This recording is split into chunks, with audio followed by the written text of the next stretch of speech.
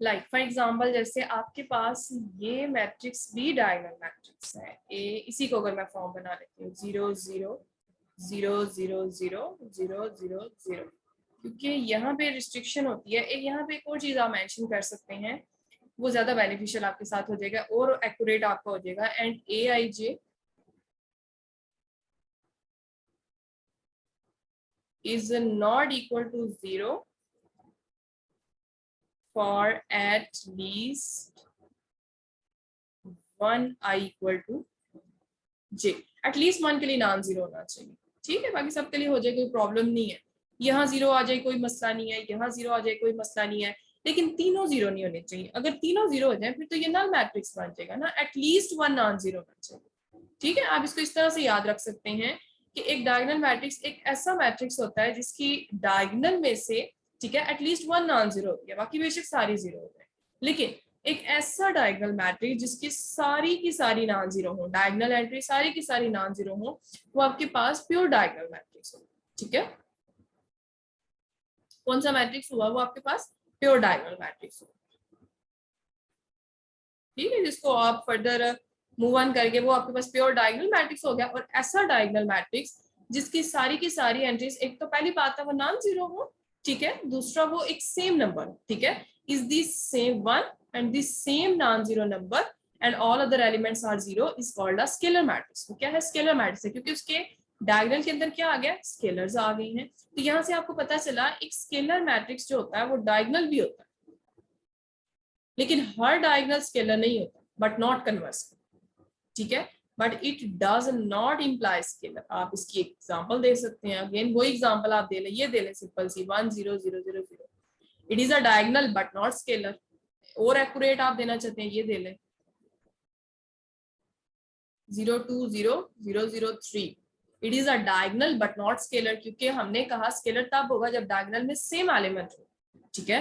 तो हर scalar matrix एक diagonal matrix होता है, बट हर डायगोनल स्केलर नहीं होता। इसी तरह से अगर इसी स्केलर मैट्रिक्स के अंदर हम ये चीज रिस्ट्रिक्ट कर देते हैं कि ये जो k है ये इक्वल टू 1 हो जाए, ठीक है, इफ k नॉन जीरो है ना, k इक्वल टू 1 हो जाए, देन हमारे पास कौन सा मैट्रिक्स बन जाता है? देन हमारे पास आइडेंटिटी मैट्रिक्स बन जाता है। यहाँ आप कह सकते हैं a scalar matrix of order n with k equal to 1 is called an identity matrix। तो अब यहाँ से दो बातें यहाँ से निकलती हैं, एक आइडेंटिटी मैट्रिक्स जो होता है वो स्केलर मैट्रिक्स भी होता है, वो डायगोनल मैट्रिक्स भी होता है, ठीक है, लेकिन अगेन नॉट कन्वर्स। ये स्केलर मैट्रिक्स भी होता है, फिर ये डायगोनल मैट्रिक्स भी होता है, फिर ये स्क्वायर मैट्रिक्स भी होता है। ये आपकी डिफरेंट जो है ना एग्जांपल साथ साथ प्रूव होती जाती हैं, साथ साथ आप इनको रिलेट करते हैं जी। और इसको रिप्रेजेंट किया जाता है आई एन के साथ, ठीक है। एन मतलब जो ऑर्डर होगा वो आ जाएगा, I3 जैसे बताया गया, I4 और इसी तरह से सो ऑन। अच्छा जी, नेक्स्ट हमारे पास क्या है? मैट्रिक्स का अलजेब्रा। अलजेब्रा से क्या मुराद हुई कि हमने अलजेब्रा वैसे कहते हैं ना कि रीयूनियन ऑफ ब्रोकन पार्ट्स, ठीक है, छोटे छोटे पार्ट्स को री यूनियन करना, ठीक है, सम करना, डिफरेंस करना, उसके बाद प्रोडक्ट लेना, क्वोशिएंट लेना, ये सारा अलजेब्रा का काम है। अब मैट्रिक्स का अलजेब्रा हम चेक करेंगे, क्या मैट्रिक्स का जो सेट होता है क्या वो अंडर एडिशन कोई क्राइटेरिया सेटिस्फाई करता है? एक बाइनरी ऑपरेशन है, ठीक है, अंडर सब्ट्रैक्शन है, अंडर मल्टीप्लिकेशन है, और मैट्रिक्स की डिवीजन तो यहाँ पे पॉसिबल जो है ना उस फॉर्म में नहीं होती। मैट्रिक्स की डिवीजन के लिए हम उनके इनवर्स के साथ मल्टीप्लाई करते हैं, ठीक है जी। इक्वालिटी ऑफ मैट्रिक्स, दो मैट्रिक्स इक्वल कब होते हैं? कब हम कहते हैं कि A is equal to B, ये A is equal to B, A equal होता है B के if and only Aij is equal to Bij for each I entry, यानी कि आपकी हर कॉरस्पॉन्डिंग एंट्री इक्वल होनी चाहिए Bij for all Ij। For example again वही बात है कि आपके पास 1 2 3 4 ही इक्वल है 1 2 3, यानी सेम मैट्रिक्स ही बस इक्वल हो सकते हैं और कोई भी नहीं। ये इस फॉर्म में आप इसको ले सकते हैं जी। नेक्स्ट आपके पास आ जाता है जीरो मैट्रिक्स। अगेन वही बात है जिसकी सारी की सारी एंट्री जीरो, ठीक है। A matrix whose every element is zero is called a zero matrix। अगर इसके अंदर m रोज और n कॉलम्स हैं तो उसको डिनोट हम करते हैं O m by n के साथ, ठीक है, या सिंपली O भी हम लिख लेते हैं। If there is no danger of ambiguity about the number of its rows and columns का कोई इशू नहीं है, देन हम डायरेक्टली इसको ओ बी लिख लेते हैं, ठीक है। तो ओ एम बाई एन वो उसका जो है ना ऑर्डर बताएगा। दो मैट्रिक्स की एडिशन किस तरह होती है, दो मैट्रिक्स ऐड होते हैं component wise, A I J plus B I J, A plus B is equal to A I J plus B I J. For example अगर हमें दिया हुआ है 1 2 3 4, और एक बात याद रखिएगा, दो मैट्रिक्स की एडिशन हो चाहे दो मैट्रिक्स की जो है ना सब्ट्रैक्शन हो, उसमें दोनों का ऑर्डर सेम होना चाहिए। Two matrices are said to be conformable for addition when they have the same number of rows and same number of columns, that is they have the same order, उनका order same होना चाहिए, उतनी ही रोज उतने ही columns, ठीक है। 1 2 3 4 ले लें plus यही वाला उल्ट में ले लें 4 3 2 1 1 ले लें, उनको ऐड करने का क्या क्राइटेरिया है, 1 4 में corresponding elements 1 + 4 2 + 3 3 + 2 4 + 1 that is equals to 5 5 5, ठीक है, क्योंकि मैंने उनके कॉरस्पॉन्डिंग ही ऐड कर दिए थे, सो दैट्स व्हाई हमारे पास वही आ जाए 5 5 5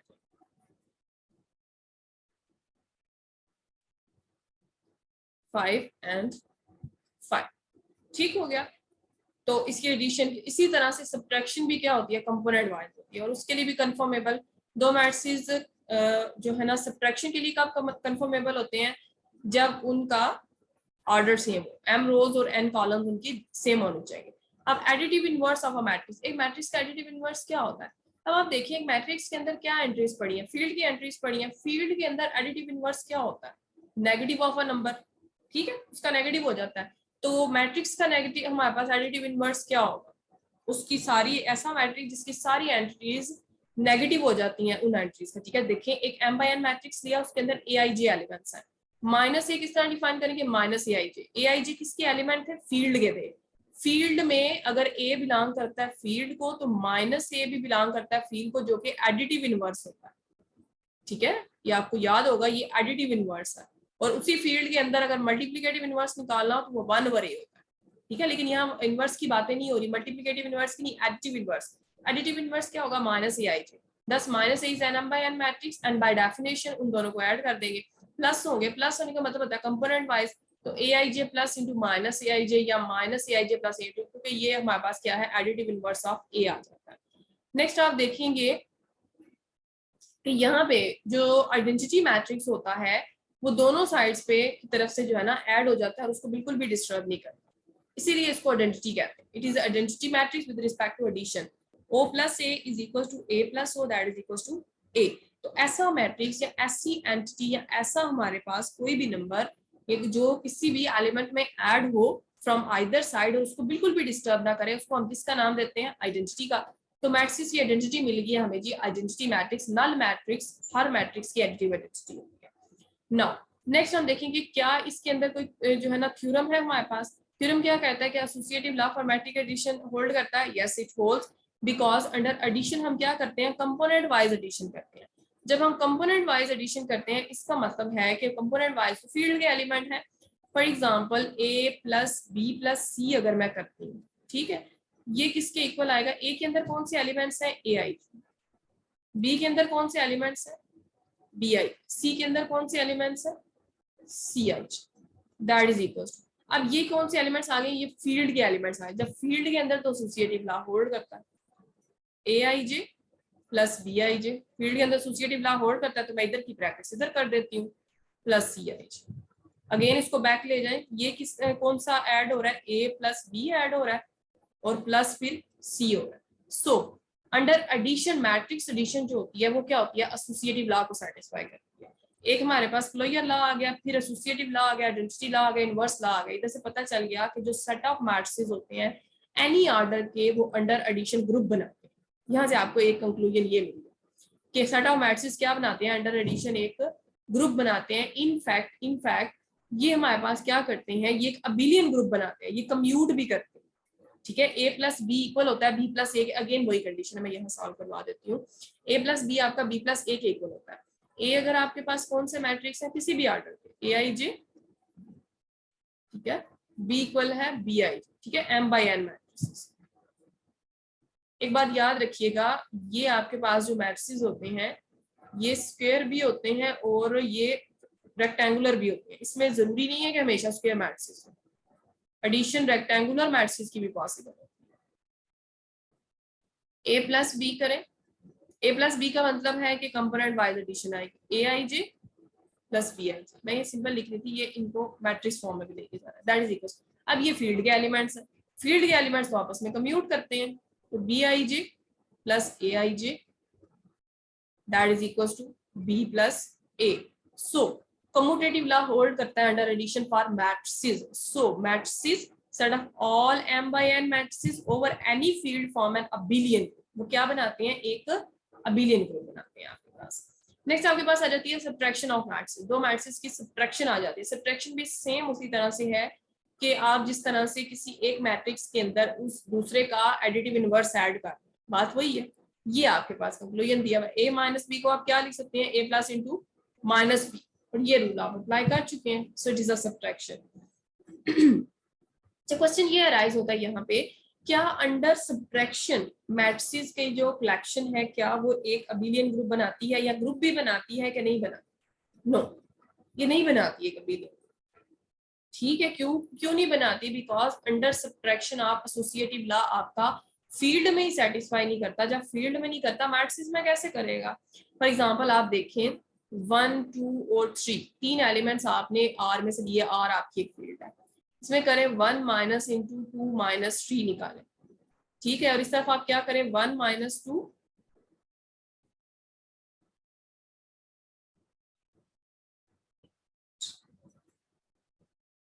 इसको वैल्यूएट करें पहले।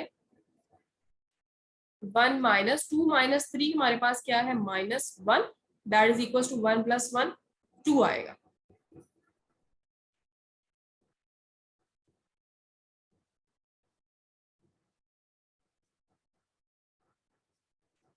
अब ये हो गई हमारे पास एक साइड। अब दूसरी साइड से देखें, ठीक है, ये हम कह लेते हैं लेफ्ट हैंड साइड। अब अगर हम राइट हैंड साइड देखें, दैट इज 1 माइनस 2 पहले करेंगे ब्रैकेट के अंदर, फिर -3 आ जाए, 1 minus 2 is -1 and -3 that is equal to -4। अब आप देख सकते हैं 2 इज नॉट इक्वल टू -4, तो यहाँ से एसोसिएटिव लॉ ही होल्ड नहीं करता। चले, दो रियल नंबर्स की सब्ट्रैक्शन एक रियल नंबर ही होती है, लेकिन जो एसोसिएटिव लॉ है वो यहाँ पे सेटिस्फाई नहीं करता। सो फर्दर हम आइडेंटिटी की तरफ और इनवर्सेस की तरफ जाते ही नहीं है अंडर सब्ट्रैक्शन। ठीक हो गया। सो जब फील्ड के अंदर नहीं एग्जिस्ट करता तो मैट्रिसेस के अंदर कर ही नहीं सकता जी। So set of matrices is not a group under subtraction. ठीक है, तो आप यहाँ पे ये स्टेटमेंट मेंशन कर सकते हैं कि आपके पास कोई भी सेट ऑफ मैट्रिसेस है तो वो अंडर सब्ट्रैक्शन एक ग्रुप नहीं बनाता। नेक्स्ट आपके पास आ जाता है किसी भी मैट्रिक्स की स्केलर से मल्टीप्लिकेशन। ठीक है, स्केलर यहाँ से क्या मुराद होगा, आपका कोई भी फील्ड का एलिमेंट। ठीक है, मैट्रिक्स के साथ स्केलर की मल्टीप्लिकेशन का क्या मतलब होता है? रियल में तो हम क्या लेते हैं ना, अगर 2 लिखा है उसको 3 से मल्टीप्लाई कर लेते हैं, दैट इज इक्वल टू 6। अब अगर एक मैट्रिक्स आ गया, एक कलेक्शन आ गई है हमारे पास, ठीक है, एक स्पेशल टाइप आ गया, तो उसके साथ अगर मैं किसी कांस्टेंट को मल्टीप्लाई करना चाहती हूँ, then it is as component wise, component wise multiply हो जाएगा। ये बात हो जाएगी, k times a is equals to k times each element. k is the matrix obtained by multiplying each element of a by k। k से हर element को आप multiply कर देंगे। फॉर एग्जांपल यहाँ पे हमारे पास अगर मैट्रिक्स गिवन हो, ये जैसे ये मैट्रिक्स दिया है, हम यही ले लेते हैं 1 - 2 3 4 5 एंड -6। ठीक है, ये कोई भी ए मैट्रिक्स दिया, देन 3A मैट्रिक्स हम फाइंड कर लेते हैं। 3A का मतलब है हर एक को 3 से मल्टीप्लाई करना, 3 6 9 12 15 -18। तो ये आपका क्या बन गया है, मैट्रिक्स बन गया बाय स्केलर मल्टीप्लिकेशन। नाउ इसी से हमें बात पता चलती है कि के ए मैट्रिक्स किसके इक्वल होता है, k टाइम्स aij। ठीक है, let us suppose k is equal to -1। k जब -1 के इक्वल होता है देन -a किसके इक्वल आता है, -ai। ये अगेन आपकी वही बात आ गया, नेगेटिव ऑफ अ मैट्रिक्स का क्या मतलब होगा, -a is equal to -1 into a, where minus आपके पास 1 मल्टीप्लिकेटिव आइडेंटिटी हो जाती है, तो यही फॉर्म आपके पास बन जाती है। नेक्स्ट कुछ डिडक्शंस हैं आपकी, बड़ी फेमिलियर हैं आपके लिए, कि दो स्केलर्स को पहले ऐड किया जाए और फिर मैट्रिक्स के साथ मल्टीप्लाई किया जाए, या दो स्केलर्स को पहले उनको सेपरेटली अप्लाई किया जाए, यानी कि distributive law of scalars with respect to matrices hold करता है। ठीक है, आपके पास दो मैट्रिसेस हमने लिए, ठीक है, किसी फील्ड के ऊपर दो फील्ड के एलिमेंट लिए, आप पहले फील्ड के एलिमेंट्स के एडिशन लें और उनको ए पे जो है ना मल्टीप्लाई करें, या आप ए को ए से मल्टीप्लाई कर लें, बी को ए से ऐड करें, दोनों का आंसर क्या आएगा? Same. In fact it is a distributive law, ठीक है, राइट डिस्ट्रीब्यूटिव लॉ। फिर नेक्स्ट क्या होता है, अगर दो आप मैट्रिसेस को ऐड कर लें, ठीक है, एंड देन आप इसको क्या करें, किसी स्केलर से मल्टीप्लाई करें, या पहले स्केलर को मल्टीप्लाई करके फिर ऐड कर ले, दोनों का आंसर सेम होता है। ये आपके पास लेफ्ट डिस्ट्रीब्यूटिव लॉ है, लेकिन विद रिस्पेक्ट टू स्केलर है।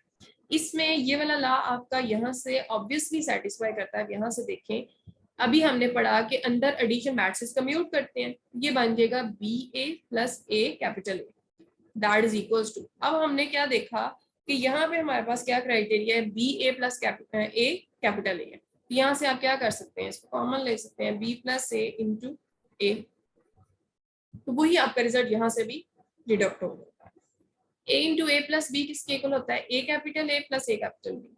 इसी तरह से ए बाहर रखें और बी को पहले ए से मल्टीप्लाई कर लें, या दोनों को सबसेट में मल्टीप्लाई कर लें, बात एक स्केलर्स दिया हमारे पास।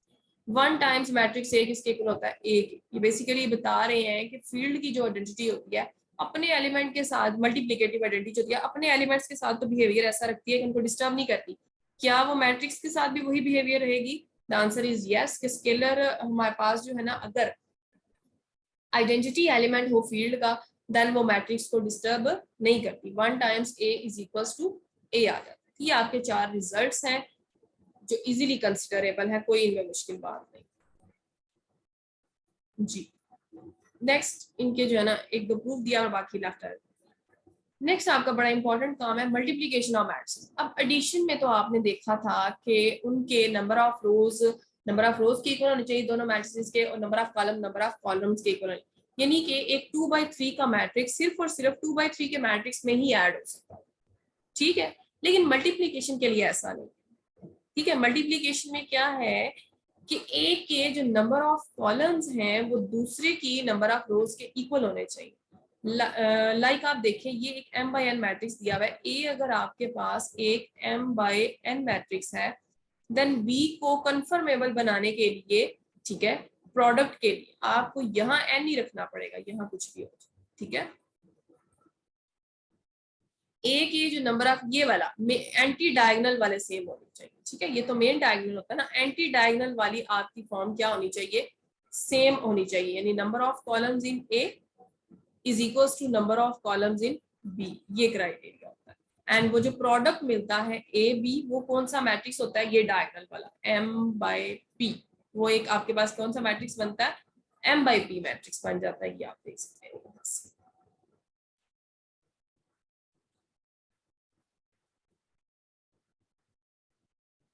जी, नेक्स्ट ये आपको जो है ना कंप्यूटेशंस में मैट्रिक्स का प्रोडक्ट लेके बताया गया है। अब आपने देखना है number of columns in A is equal to number of rows in B. ठीक है, so it is conformable for addition. लेकिन आप यहाँ पे नेक्स्ट रिजल्ट देखेंगे कि आप यहीं पे अगर देखें इसी ऑर्डर के मैट्रिक्स को, अगर मैं देखें, पहले ऑर्डर की बात करते हैं फिर हम प्रोडक्ट की करेंगे। ये कौन सा मैट्रिक्स है? 3/3 का मैट्रिक्स है। ये कौन सा मैट्रिक्स है? 3 रोज 2 कॉलम्स, 3/2 का मैट्रिक्स। तो इनका प्रोडक्ट क्या आएगा? एक 3/2 का मैट्रिक्स आएगा। ए ये आ गया, बी ये आ गया, ए बी किसके इक्वल आएगा? इसके इक्वल आएगा। अब अगर मैं बी ए निकालना चाहती हूँ, बी ए के लिए मुझे क्या करना पड़ेगा? यहाँ पे एक 3/2 का मैट्रिक्स है और फिर 3/3, लेकिन हमने कहा था कि ये एंटी डायगोनल वाले सेम होने चाहिए, लेकिन यहाँ से हमारे एंटी डायगोनल वाले डिफरेंट आ गए। सो it is not confirmable for multiplication. जब ये मल्टीप्लीकेशन के लिए कंफर्मेबल ही नहीं है, सो हम इनको कंपेयर कैसे करेंगे? So A B is not equal to B A in general for matrices product equal नहीं होता, कम्यूट नहीं करता। सो यहाँ पे अबिलियन जो है ना, अबिलियन ग्रुप मैट्रिसेस का अंडर मल्टीप्लिकेशन बनाना तो एग्जिस्ट ही नहीं करता। ठीक है, अब आप ये क्वेश्चन आपने जहन में रखना है कि ऐसे कौन से मैट्रिसेस होते हैं जिनके लिए मैट्रिसेस का प्रोडक्ट कम्यूट करता है। ठीक है, अब यहाँ से हमारा एक क्वेश्चन यहाँ पे राइज हो जाता है। एक डिडक्शन हमें यहाँ से मिल गई कि मैट्रिसेस अंडर मल्टीप्लिकेशन कम्यूट नहीं करते, ठीक है। लेकिन यहाँ पे क्वेश्चन हमारा ये हो जाएगा, राइज हमारे ज़हन में हो जाता है कि असल में वो कौन से मैट्रिसेस होते हैं जिनके अंडर मैट्रिसेस का प्रोडक्ट जो है वो कम्यूट करता है। इनकी तलाश अब हमारी शुरू हो जाती है, ठीक है। ये रिजल्ट लिखा हुआ है, commutative law for multiplication of A does not hold in general, therefore A is not equal to BA, और उनको डिफाइन भी आगे उसने एग्जांपल भी दी है जिसमें ए बी बी ए के इक्वल नहीं होता। उसने ए बी भी निकाल के दिखाया, बी ए भी निकाल के दिखाया। ये नहीं है कि कंफर्मेबल नहीं है तो हमने कह दिया। नेक्स्ट आपके पास ये रिजल्ट आ जाता है A B not equal to B A, यानी कि कंफर्मेबल है फिर भी इक्वल नहीं होता। अच्छा, नेक्स्ट रिजल्ट क्या है कि रियल नंबर्स के अंदर आपने एक रिजल्ट यूज किया हुआ है, ठीक है। फील्ड के एलिमेंट्स की कैरेक्टरिस्टिक क्या होती है कि अगर ए और बी बिलोंग करते हैं फील्ड के अंदर, ठीक है, तो यहाँ से इम्प्लीकेशन आती है कि ए बी का प्रोडक्ट अगर 0 के इक्वल है देन श्योरली या तो ए 0 होगा या बी 0 होगा या बोथ एट अ टाइम 0 होगा, ठीक है। ये आपका एक बड़ा इंपॉर्टेंट जो है ना थ्योरम आता है, एक डिडक्शन आती है फील्ड के एलिमेंट्स के बारे में कि अगर दो एलिमेंट्स का प्रोडक्ट 0 होगा तो उनमें से एक एटलीस्ट मस्ट 0 होना चाहिए, ठीक है, वरना फील्ड में ये property A B equal to 0 वाली होल्ड नहीं करती। बट ये प्रॉपर्टी मैट्रिसेस में होल्ड नहीं करती, और ये आपको एक बड़ी बेस्ट एग्जांपल देगी in case of zero divisor. जब आप रिंग के अंदर चले जाएंगे, रिंग के अंदर जाके आपको जीरो डिवाइजर्स की बड़ी अच्छी एग्जांपल देगी, ठीक है, जो मैट्रिसेस है। तो ये आपका रिजल्ट पड़ा हुआ है कि ए बी जो है ना मैट्रिसेस का प्रोडक्ट 0 हो सकता है when neither A 0 nor be, ना ही ए 0 होता है ना ही बी 0 होता है, लेकिन उनका प्रोडक्ट 0 हो सकता है। तो ये अब आपके पास जो है ना एक बड़ा इंपॉर्टेंट रिजल्ट, ये लिखने वाली बात है, ठीक है, ये नोट करने वाली अब बात है। बल्कि ये सेकंड वन हो गई, पहली आपकी वो हो गई कि प्रोडक्ट कम्यूट नहीं करता, पहले ये ऊपर ही लिखी है। बाकी सारी बातों से आप फेमिलियर है, कोई बात अभी तक ऐसी नहीं आई थी जो आपके लिए जो है ना आपको पहले से पता ना। ये दो बातें थोड़ी डिफरेंट आई कि चले ये प्रोडक्ट कम्यूट नहीं करता। दूसरी बात ये आई कि मैट्रिसेस ऐसे भी होल्ड करते हैं जिनका प्रोडक्ट लिया जाए तो वो नल मैट्रिक्स आ जाता है, लेकिन वो बजाते हुए 0 नहीं होते। इसको याद रखने के लिए देखें कंस्ट्रक्शन कितनी अच्छी हुई है। आपने इसका प्रोडक्ट लेना होता है इसके साथ, इसका प्रोडक्ट लेना होता है इसके साथ, इसका प्रोडक्ट लेना इसके साथ। तो आप इसमें क्या करें, थर्ड रो जो है ना नॉन 0 रख लें और इसमें थर्ड कॉलम जो है ना 0 रख लें, इस तरह से। देन आप प्रोडक्ट लेंगे वो बजाते हुए दोनों 0 भी नहीं है और उनका प्रोडक्ट भी 0। ये आपके पास जो ना इंपॉर्टेंट एग्जाम्पल है। नेक्स्ट एक और डिडक्शन आती है, एक और लॉ आपकी जो है ना मोटिवेशन इसके पीछे क्या है कि आपने देखा था कि रियल नंबर्स के अंदर आपका क्या क्राइटेरिया था कि कैंसलेशन लॉ आपका होल्ड करता था। कैंसलेशन लॉ क्या होता है कि अगर ए बी सी बिलोंग करते हैं फील्ड के अंदर, ठीक है, एंड आपके पास रिजल्ट आता है A B is equals to A C, तो आप क्या किया करते थे, आप यहाँ से ए को ए से कैंसिल करके बी इक्वल टू सी कर देते थे। But this does not hold in matrices. तीसरा रिजल्ट आपका इंपॉर्टेंट वन ये आ जाता है कि आपके पास cancellation law does not hold for multiplication of matrices. Matrices के अंदर कैंसलेशन लॉ होल्ड नहीं करता। अब यहाँ पे देखें, ए बी अगर ए सी के इक्वल आ जाता है या बी ए सी ए के अगर इक्वल आ जाता है देन बी सी के इक्वल नहीं, ठीक है। यहाँ से यानी कि आप इसको इससे कैंसिल नहीं कर सकते, ये आपकी रॉन्ग असम्पशन होगी कि अगर आप इनको कैंसिल कर देते हैं। क्यों नहीं कर सकते, जैसे इन मैट्रिसेस के अंदर देखें डिफरेंट, ये कोई याद करने वाली आपको ऐसे एक रिजल्ट बताया। अब देखें ये उसने मैट्रिक्स ले लिया, ये मैट्रिक्स ले, जब उसने सी, ठीक है, अब उसने प्रोडक्ट लिया ए बी का और ए सी का, उनका आंसर आप देख सकते हैं सेम आया, लेकिन आप देखें ए और सी क्या है, डिफरेंट है। ये आपकी एक इंपॉर्टेंट एग्जांपल आपको मिल जाती है, आप इसको सॉल्व करके वेरीफाई कर सकते हैं कि जब आपने ए का बी के साथ प्रोडक्ट लिया फिर आपने ए का सी के साथ प्रोडक्ट लिया, आंसर आपका सेम आ गया, लेकिन ए सी के इक्वल नहीं था। तो यहाँ से डिडक्शन नहीं आती कि आप ए को ए से कैंसिल कर सकते हैं, लेकिन रियल नंबर्स में ऐसा जरूर होता था, क्योंकि रियल के अंदर देखें 2 क्रॉस 3, अगर आपके पास 6 आ रहा है देन 3 क्रॉस 2 भी आपका क्या आता है, 6 आता है। तो यहाँ से आप कोई भी एक नंबर जो है ना कैंसिल कर सकते हैं, ये आपका क्राइटेरिया आ गया। यहाँ अगर आपके पास जो है ना 12 इक्वल टू 12 लिखा हुआ होता था देन ये आपके पास बन सकता है 2 क्रॉस 6 भी बन सकता है और ये 4 क्रॉस 3 भी बन सकता है। फिर अगेन नेक्स्ट टाइम में आप देखेंगे कि ये इसको आप 2 क्रॉस अगेन 6 करके ये 2, किसी भी कंडीशन में आपका ये 2 से कैंसिल होना ही होना है, फिर कुछ भी हो जाए, ठीक है। सो कैंसिलेशन लॉ आपका फील्ड के अंदर तो होल्ड करता है, लेकिन मैट्रिसेस के अंदर आपका कैंसलेशन लॉ भी होल्ड नहीं करता। ये रिजल्ट भी आपने याद रखना है कि मैट्रिसेस के अंदर कैंसलेशन लॉ होल्ड नहीं करता, ये फील्ड के अंदर। नेक्स्ट, अब मैट्रिसेस के अंदर कौन कौन से लॉज होल्ड करते हैं आप उनको देख लेते हैं। अभी तक तो हमने देखा कौन कौन से होल्ड नहीं करते, ठीक है। मैट्रिसेस के अंदर जो है ना मल्टीप्लिकेशन कम्यूटेटिव नहीं हो, पहला क्राइटेरिया हमारा ये था। दूसरा हमारा क्राइटेरिया ये था कि मैट्रिसेस के अंदर जीरो डिवाइजर्स वाली कोई बातें नहीं होगी, यानी कि अगर दो मैट्रिसेस का प्रोडक्ट जीरो है देन उनमें से दोनों जीरो हो, दोनों में से कोई एक जीरो हो जरूरी नहीं है, ठीक है। थर्ड कंडीशन ये थी कि उनमें कैंसलेशन लॉ होल्ड नहीं करता। अगर A B equal to A सी आता है देन जरूरी नहीं है कि बी जो है वो सी के इक्वल। नेक्स्ट हमारे पास क्या है, मैट्रिसेस जो है ना जो कंफर्मेबल होंगे प्रोडक्ट के लिए और सम के लिए, ठीक है। उनके अंदर क्या कैरेक्टरिस्टिक होगी कि वो एसोसिएटिव लॉ होल्ड करेंगे फॉर मैट्रिक्स मल्टीप्लिकेशन। देखिए अब कम्यूटेटिव लॉ तो होल्ड नहीं करता लेकिन एसोसिएटिव कर जाता है। बीसी का प्रोडक्ट लें पहले, फिर ए का लें जो कंफर्मेबल होंगे, ठीक है। फिर ए बी का प्रोडक्ट लें और फिर सी का लें, होल्ड कर जाता है।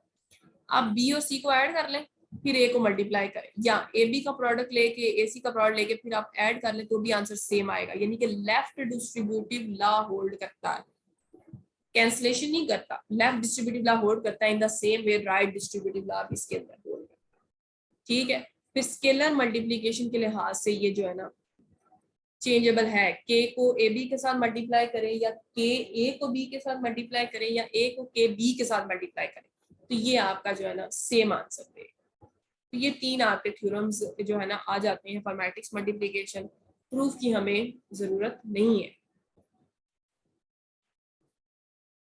एक नजर बस जो है ना अपने इंटरेस्ट के लिए इनको देख लिया करो जी, ये प्रूफ से दिया जी। नेक्स्ट मोस्ट इंपॉर्टेंट हमारा मैट्रिक्स का ट्रांसपोज आ गया। ट्रांसपोज ऑफ अ मैट्रिक्स क्या करेगा, इसको ट्रांसपोज कर देगा, उल्टा देगा। इसकी रोज को कॉलम में कर देगा, कॉलम्स को रोज में कर देगा। जैसे ए जो है वो ए आई जे मैट्रिक्स दिया हुआ था m बाय n एलिमेंट्स का, ये क्या करेगा ए का ट्रांसपोज इसकी रोज को कॉलम्स में और कॉलम्स को रोज में कन्वर्ट कर देगा, ठीक है। बी आई जे, सॉरी यहाँ पे B I J n by m, जिसमें बी आई जे किसके इक्वल होंगे, ठीक है। बी आई जे आया ना, रोज कॉलम्स में हो गया और कॉलम्स रोज में हो गया, यानी कि आई एन के लिए हो गया। जब आई एन के लिए हो गया तो ये जे वाली टर्म को शो करेगा और जे जो है वो आई के लिए हो गया तो वो आई वाली टर्म, यानी कि रोज को कॉलम से आपने क्या कर दिया, इंटरचेंज कर दिया। यही क्राइटेरिया कि इसका जो आयत जेथ एलिमेंट होगा इसका जे आयत एलिमेंट हो जाएगा, ठीक है। First row of A transpose is the first column of A, second row of A transpose is the second row and so on. Next आपके पास कुछ थ्योरम्स आ जाते हैं फॉर जो कंफर्मेबल होंगे एडिशन के लिए और प्रोडक्ट के लिए। उनमें दो मैट्रिक्स का प्लस किया जाए माइनस किया जाए फिर ट्रांसपोज लिया जाए तो ट्रांसपोज जो होता है वो सेपरेटेबल होता है। ए प्लस माइनस बी का होल ट्रांसपोज इक्वल होता है ए का ट्रांसपोज प्लस माइनस बी का ट्रांसपोज। फिर ए ट्रांसपोज का ट्रांसपोज दे दो, ये नहीं आ जाता है, ऑब्वियस बात है। देखें ये ए आई जे आ गया हमारे पास, ए का ट्रांसपोज आ गया, अगेन इसका ट्रांसपोज दे, अब ये एम इधर आ जाएगा एन इधर आ जाएगा, यानी एन बाई एम का ट्रांसपोज लेंगे वो क्या आएगा एम बाई एन, और बी आई जे फिर अगेन अब इस सारे का ट्रांसपोज देंगे। बी आई जे पहले ए जी आई के इक्वल था, अब ए जी आई का मैंने ट्रांसपोज देना है तो वो क्या आ जाएगा, ए आई जे नहीं आ जाएगा, दोबारा से जे को आई में चेंज किया आई को जे में किया, तो ए ट्रांसपोज का ट्रांसपोज किसके इक्वल होता है ए, ये इंपॉर्टेंट डिडक्शन है। फिर के टाइम्स ए का ट्रांसपोज लें तो के टाइम्स ए ट्रांसपोज के इक्वल होता है, यानी कि आप पहले मल्टीप्लाई कर लें किसी स्केलर से फिर ट्रांसपोज लें या ट्रांसपोज लेने के बाद स्केलर से मल्टीप्लाई करें तो भी रिजल्ट होल्ड करेगा। फिर ये बड़ा ये आपका जो law of reversal of order है ना ये उसकी तरह, ए बी का ट्रांसपोज किसके इक्वल होता है बी ट्रांसपोज ए ट्रांसपोज, ये उल्ट काम करता है। ये ए बी, यहाँ से आपको एक रिजल्ट ये भी मिलता है, एक और मिला कि A B transpose is not equal to A transpose B transpose but it is equals to B transpose A transpose. जो इनवर्स वाला आपका होता है ना बिल्कुल उसी की तरह है ये भी जी। ये नेक्स्ट इसका प्रूफ दिया हुआ है, आप देख सकते हैं इनके प्रूफ्स जी। सो इसी तरह आप ट्रांसपोज वाले रिजल्ट को जनरलाइज कर सकते हैं कि आप पहले एन मैट्रिक्स का प्रोडक्ट लें जो कंफर्मेबल होंगे मैट्रिक्स लेकिन फाइनाइट, ठीक है, फाइनाइट याद रखिएगा फाइनाइट। फिर आप उनका ट्रांसपोज लें तो आपका जो लास्ट मैट्रिक्स होगा उसका ट्रांसपोज पहले, फिर 2 एंड सो ऑन, आपका 1 तक आप चले जाएंगे। ठीक है, पहले आपके पास सीक्वेंस है 1 से n तक, यहाँ आपका क्या हो जाएगा n से 1 तक और उनका ट्रांसपोज हो जाएगा। तो ये आपका नेक्स्ट देखें, let A be a square matrix of order n। अब यहाँ पे आपने square matrix of order n ले लिया। ठीक है, देन वी डिफाइन a की पावर n से क्या मुराद होता है, n फैक्टर्स a के प्रोडक्ट लिया गया, a की पावर n। यानी कि इससे हमें क्या पता चला कि जब हम a के साथ प्रोडक्ट लेते हैं तो आंसर क्या आता है, स्क्वायर आता है। a का स्क्वायर ही बात होती है। ठीक है, a की पावर 2 आ जाती है। इसी तरह a स्क्वायर का जब a के साथ लूंगी तो a क्यूब आ जाएगा एंड सो ऑन, जब a के n फैक्टर्स का मैं प्रोडक्ट लेती हूँ। ठीक है, ये n फैक्टर्स, देन ये हमारे पास किसके इक्वल आ जाएगा, a पावर n के। सो यहाँ से हम क्या लिख सकते हैं, a पावर m मैट्रिक्स को जब a पावर n के साथ किया जाता है तो किसके इक्वल होता है, a power m plus n। क्योंकि हमने देखा कि a की पावर में जब 1 1 था तो 1 प्लस 1 आया 2, जब 2 1 था तो 2 प्लस 1 आया, फिर 1 प्लस 1 प्लस जितने थे n टाइम्स 1 आ गया, जितनी पावर थी ऐड हो गई। ठीक है, जब m और n है तो वो क्या हो गया, m प्लस n हो गया हमारे पास। ठीक है, m प्लस n हो गया। इसी तरह a की पावर m प्रोडक्ट्स लेके, ठीक है, फिर आपने क्या किया, उनके n प्रोडक्ट्स आप अगेन लेते हैं, देन वो a m n product equal. ठीक है, ये प्रोडक्ट लिया गया a m पावर्स का, फिर a n पावर्स का। ये आपने a की m पावर्स का प्रोडक्ट लिया, फिर उनकी n पावर्स आपने। ठीक है, ये दो डिफरेंट नंबर्स हैं, तो ये ए एम एन के इक्वल है। मैं आपको क्लियर कर देती हूँ। जैसे फॉर एग्जांपल देखें, ये आपने a2 किया, फिर आपने उसी से मल्टीप्लाई कर दिया, देन ये आपका क्या बन गया, 2 + 1 3 बन गया, ए क्यूब बन गया। लेकिन जब आप a2 कर रहे हैं और फिर आप उसको क्यूब कर रहे हैं, ठीक है, क्यूब कर रहे हैं उसको, देन ये a की पावर आपके पास 6 बन जाए। ठीक है, ऊपर प्रोडक्ट वाली बात आ गई। अब ये पावर्स नहीं हो रही, ठीक है, पावर्स के साथ वो मल्टीप्लाई नहीं हो रहा, उसी प्रोडक्ट जो था उसी की पावर ली गई है। सो वो मल्टीप्लाई होगा, आपके पास m n हो जाएगा। नेक्स्ट आपके पास बड़ा इंटरेस्टिंग सा रिजल्ट है,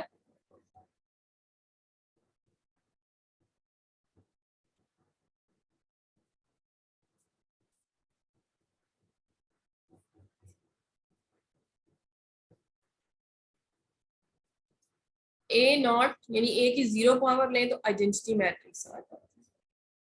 ठीक है, a की power 0 is equal to i n।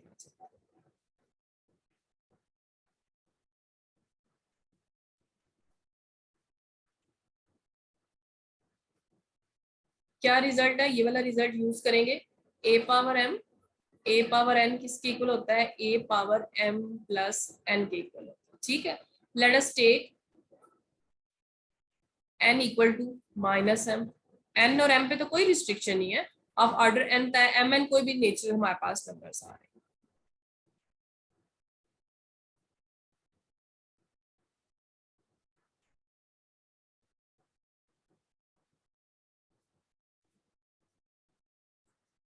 जी, यहाँ पे क्या आ जाएगा, a की पावर m आ गई और a की पावर में भी क्या आ गया, minus m, that is equals to a की power m minus m plus minus m minus m से कैंसिल हो गया, a की पावर में क्या आ गया, 0। ये मैट्रिक्स की पावर है, ये कोई नंबर नहीं है जिसको मैं 1 कर दूंगी यहाँ पे, लेकिन की पावर 0। अब यहाँ पे देखें, ये एक मैट्रिक्स दिया हुआ है, ये a की पावर माइनस m है, इसका मतलब है ये क्या लिखा हुआ है, am और am का इनवर्स लिखा हुआ है। तो जब भी एक मैट्रिक्स अपने इनवर्स के साथ ऑपरेट होता है उसका आंसर क्या आता है, एक मैट्रिक्स आता है, वो मैट्रिक्स उसी ऑर्डर का am आ गया।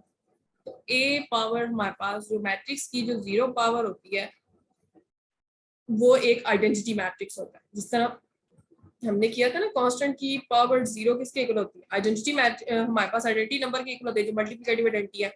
बिल्कुल उसी तरह एक मैट्रिक्स की जो 0 पावर होती है, ठीक है, वो किसके इक्वल होती है, आई एन के, आइडेंटिटी मैट्रिक्स के इक्वल होती है। अब नेक्स्ट आपके पास क्या है कि ए और बी जो है अगर मल्टीप्लीकेशन के लिए कंफर्मेबल है, देन ए बी की पावर आप एन ले तो वो इक्वल नहीं होती A power N B power N के इन जनरल। ठीक है, प्रोडक्ट ले के फिर आप पावर एन ले, वो इक्वल नहीं होती ए पावर एन और बी पावर एन। ठीक है, इन जनरल ये बात ट्रू नहीं है। ऐसा क्यों नहीं है, मैं आपको बताती हूँ, यहाँ पे हम इसको कर लेते हैं, मैं आपको इसका प्रूफ करवा देती हूँ, फिर आपको याद रहेगा। और अंडर व्हाट कंडीशन ये हमारे पास सेटिस्फाई करती है, तो यहाँ पे रिजल्ट क्या है हमारे पास कि A B power N is not equal to A power N B power N in general. ठीक है, इन जनरल ये बात क्यों नहीं है, ऐसा क्यों है? क्योंकि अब देखें ए बी क्या है, एक मैट्रिक्स है।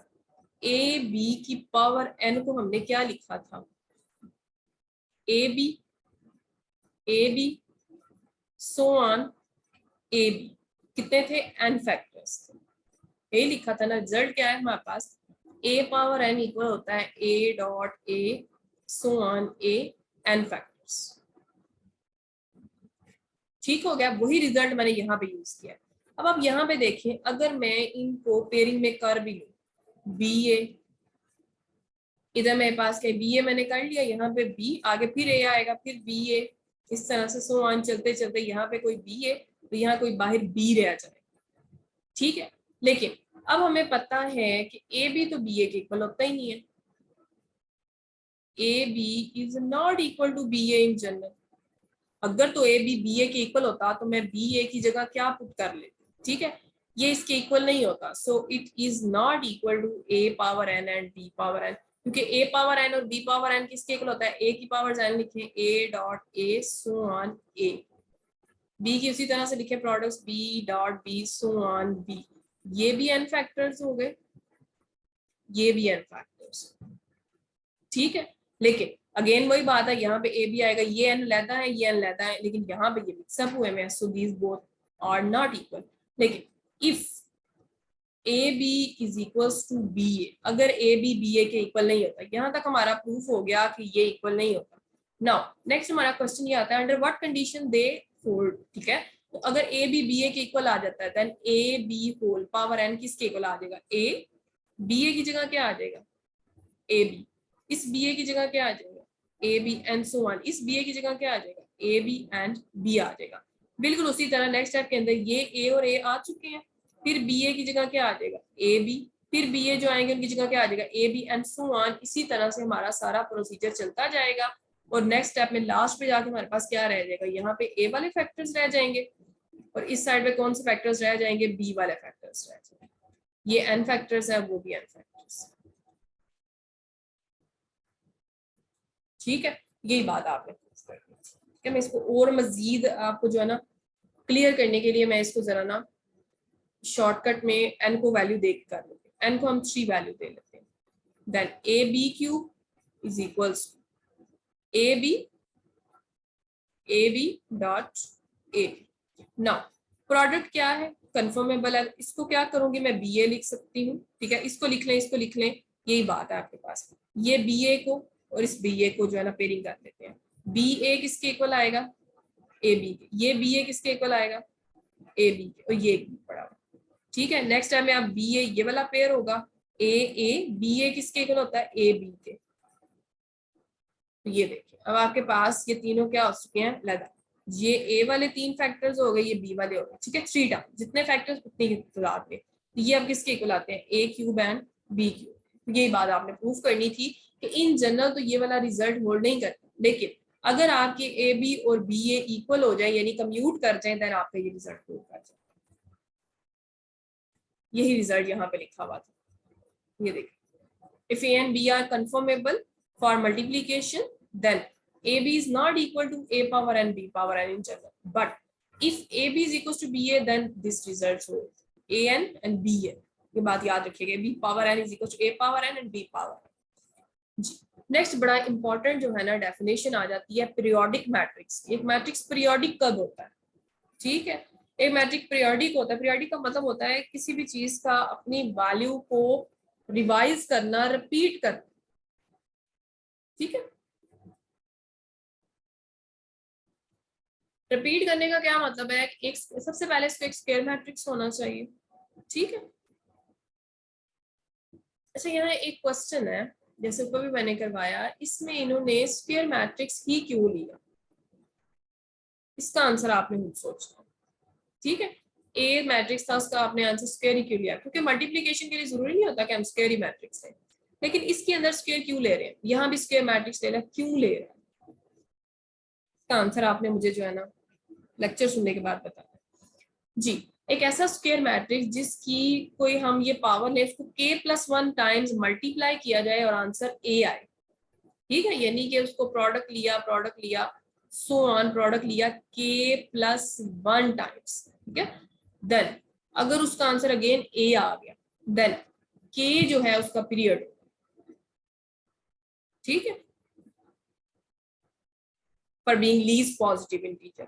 तो एक ऐसा स्क्वायर मैट्रिक्स जिसकी आप k+1 टाइम्स उसका प्रोडक्ट लें और आंसर वही मैट्रिक्स आ जाता है, और उस केस में k आपका लीस्ट पॉजिटिव इंटीजर भी है, सबसे छोटा वाला पॉजिटिव इंटीजर है जो आपने इस तरह से लिया। आपने हमेशा जो भी पावर दी होगी ना उसको +1 टाइप फॉर्म में लिखना है, तो k उसका होता है, ठीक है। Then a said to be of period k, a क्या होता है उस k पीरियड का होता है। लेकिन अब इसमें एक जो है ना अब स्पेशल केस आएगा, अब पीरियोडिक मैट्रिक्स ऐसा जिसमें k की जगह अगर 1 आ जाए, ठीक है, देन वो क्या बनेगा 1+1 that is equal to a, that implies a⁻2 is equal to a, ठीक है। a को a से मल्टीप्लाई किया, आंसर क्या आ गया a। देन ऐसे मैट्रिक्स को हम कैसा मैट्रिक्स कहते हैं, आइडेम्पोटेंट मैट्रिक्स। ये वाइडली पूछा जाने वाला मैट्रिक्स है कि आइडेम्पोटेंट मैट्रिक्स क्या होता है। आइडेम्पोटेंट मैट्रिक्स ऐसा मैट्रिक्स होता है जिसका पीरियड 1 होता है या a² इक्वल टू a आ जाए तो वो आइडेम्पोटेंट मैट्रिक्स होता है। और पीरियोडिक मैट्रिक्स क्या होता है, a⁻k+1 अगर a के इक्वल आता है, k being least positive integer, then k is called the period and such a matrix is known as the periodic matrix। ये एग्जांपल उसने दी हुई है आइडेम्पोटेंट मैट्रिक्स की जी। नेक्स्ट आपके पास आ जाता है निलपोटेंट। अब निलपोटेंट मैट्रिक्स भी इंपॉर्टेंट होता है। पीछे हमने क्या किया कि आपने अगर प्रोडक्ट्स लिए तो वही मैट्रिक्स आया, लेकिन अब एक ही आपने ऐसे प्रोडक्ट लिए, वही स्क्वायर मैट्रिक्स है, ऐसे प्रोडक्ट लिए कि आंसर एक नल मैट्रिक्स आ गया, ठीक है, then such a matrix is known as nilpotent. And अगर p वही लीस्ट पॉजिटिव इंटीजर है जिसके लिए आंसर नल मैट्रिक्स आता है, then a is said to be nilpotent of nilpotency index p। ठीक हो गया। आगे इसकी एग्जांपल भी दी हुई है। आंसर आइडेंटिटी आए तो निलपोटेंट, आंसर वही मैट्रिक्स आए देन पीरियोडिक, और आंसर अगर आइडेंटिटी आ जाए देन इनवॉल्यूटरी, ठीक है। ये इसने लिया हुआ a² लिया, निलपोटेंट आंसर आइडेंटिटी मैट्रिक्स आ गया, निलपोटेंट ऑफ निलपोटेंसी इंडेक्स 3। और ऐसा मैट्रिक्स जिसका स्क्वायर लिया और आंसर आइडेंटिटी मैट्रिक्स आ गया, ठीक है, तो ऐसे मैट्रिक्स को कहते हैं इनवॉल्यूटरी मैट्रिक्स, ठीक है। इसी तरह ये वर्ड आपका जो है ना अलजेब्रा के अंदर जब आप जाके पढ़ेंगे ना, एलिमेंट्स के ऑर्डर की बात करेंगे तो वहां पे आएगा अगर एक एलिमेंट का ऑर्डर 2 है, ठीक है, देन वो इन्वोल्यूशन होता है उसमें जो है ना नंबर इन्वोल्यूशन आपके पास एलिमेंट होता है, तो बिल्कुल उसी से मिलता जुलता है इन्वोल्यूटरी मैट्रिक्स, ठीक है। तो a² इक्वल टू i आने का क्या मतलब है, इन्वोल्यूटरी मैट्रिक्स है, और a² इक्वल टू a आने का क्या मतलब है, आइडेम्पोटेंट मैट्रिक्स है, ठीक है।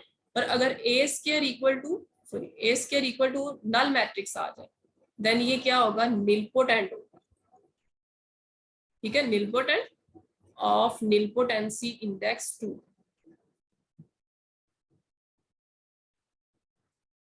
निलपोटेंसी इंडेक्स क्या होगा 2। तो ये सारे आपके जो है ना यहाँ तक मैट्रिसेस फॉर्म हो जाते हैं जी।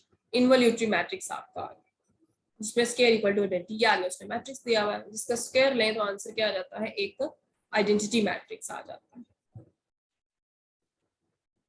जी। आज का आपका लेक्चर इतना काफी है, काफी ज्यादा हो गया है। इंशाल्लाह हम नेक्स्ट न्यू टॉपिक है सिमेट्रीज के बारे में, सिमेट्रिक मैट्रिक्स है और वो बहुत वास्ट सब्जेक्ट है, किस्म का एक टॉपिक्स आपका बन जाता है, उसमें बहुत सी डिडक्शंस आती हैं।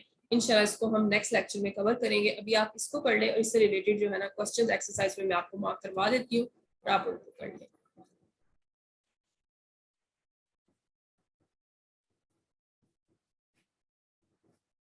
ये आ गई हमारी एक्सरसाइज 3.1। मैं बस मार्क करती जाती हूँ और आप उनको कर लीजिएगा जी। क्वेश्चन नंबर 1,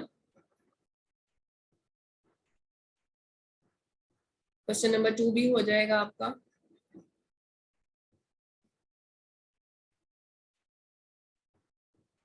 जी। क्वेश्चन नंबर 3 भी हो जाएगा, 4 भी हो जाएगा।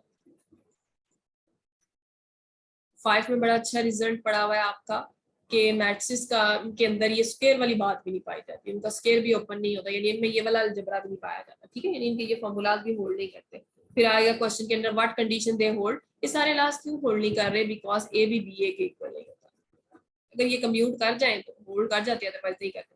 तो ये आपने याद रखना है, मैट्रिसेस के अंदर ए प्लस बी का square is not equal to A square plus 2ab plus B square. इसी तरह से ये वाला आपका याद रखना जी। नेक्स्ट क्या है? नेक्स्ट आपका क्वेश्चन नंबर 6 भी हो जाएगा, 7 भी हो जाएगा। Periodic having period two proof करना है आपने, निलपोटेंट निलपोटेंस इंडेक्स निकाला है, इन्वोल्यूटरी बताना है, ठीक है। क्वेश्चन नंबर 9 बस, क्वेश्चन नंबर 9 तक ये अब आपके हो जाएंगे। नेक्स्ट सिमेट्रिक है, और भी कुछ शायद हम इंशाल्लाह कर लेंगे।